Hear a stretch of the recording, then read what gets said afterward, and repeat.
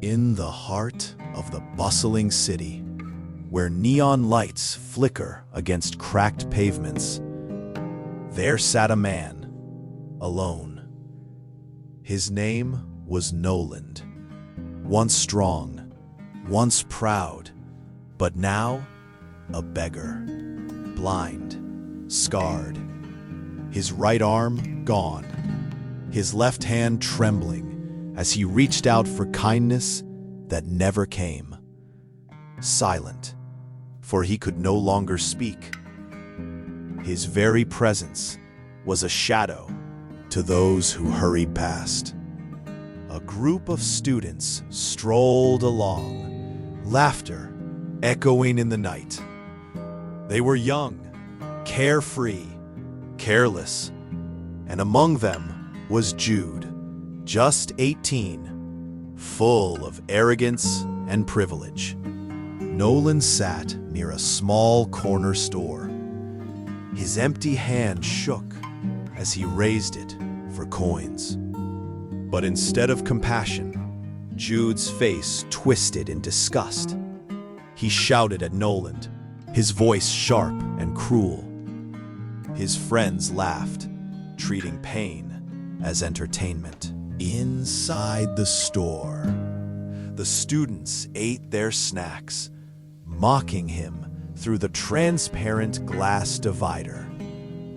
To them, Noland was invisible, a figure to be ridiculed, not pitied. But Jude's eyes were not on his food. They were fixed on something shining faintly around the beggar's wrist. A bracelet, old, worn, but strangely beautiful. Greed grew within him. That night, a cruel plan was born. The night was still. Noland, weary, slept on the cold pavement. Jude and his friends crept in the shadows. Slowly, carefully, they slipped the bracelet from Noland's wrist. And when they ran, laughter filled the night. Jude returned home late, his mansion glowing against the dark. His father, Jerome, waited. "Why are you late, son?" But Jude brushed it off, lying. "Just schoolwork." Jerome's eyes narrowed. He felt something slipping in his son's heart. Later that night, Jerome entered Jude's room quietly. On the table, the bracelet. Familiar, painfully familiar. He shook Jude awake. "Where did you get this?" Jude denied it at first, but Jerome stepped outside to the terrace, his chest heavy. Jude followed. Jerome's tears fell as he whispered, "This bracelet, it belongs to your true father." Jerome pulled out another bracelet from his pocket, shaped like the other half of a heart. "He gave me this in the hospital when you were just a baby. Your father's name is Noland.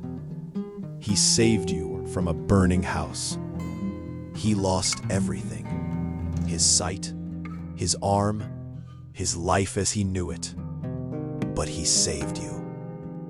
Jude's tears fell. The beggar he mocked, the man he stole from, was his own father. Jerome held his shoulder firmly. "He gave you to me because he could not raise you. But I swore I would protect you for him." With guilt heavy in his heart, Jude confessed everything. He begged to find Noland. Together, they rushed back to the streets. At last, they found him. Noland, sitting where he always had, broken, but still alive. Jude fell to his knees, crying, "Forgive me, Father." And though blind and scarred, Nolan's trembling hand reached out and embraced his son. Jerome helped his old friend to his feet. The two men, once brothers in spirit, were reunited.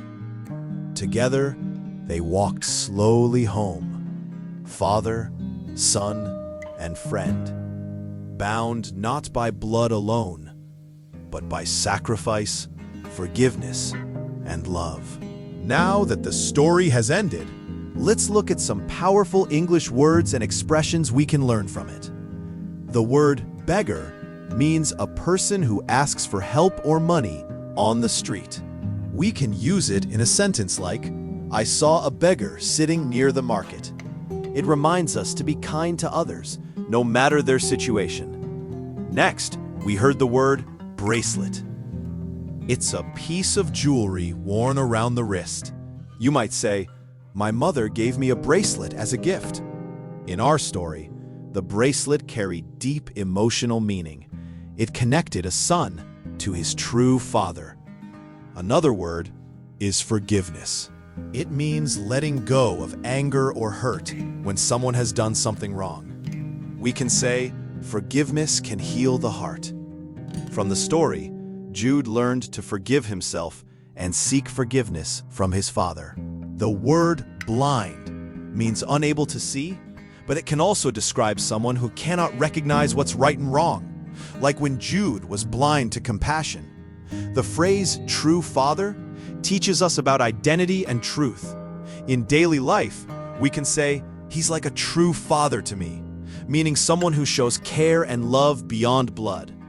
We also learned expressions like heart heavy with guilt, which describes deep regret, and bound by love, meaning connected through emotion and care. In real life, we can apply these phrases to show empathy and understanding. For example, if you hurt someone, you can say, "My heart is heavy with guilt, and I want to ask for forgiveness." When talking about strong relationships, you might say, "We are bound by love and trust." The story teaches us that language is not just about words, it's about emotion and truth. By learning how to use words like sacrifice, forgiveness, compassion, and truth, we also learn how to speak from the heart. So when you speak English, let it not only come from your mouth, but also from your feelings. Every word has power when spoken with sincerity.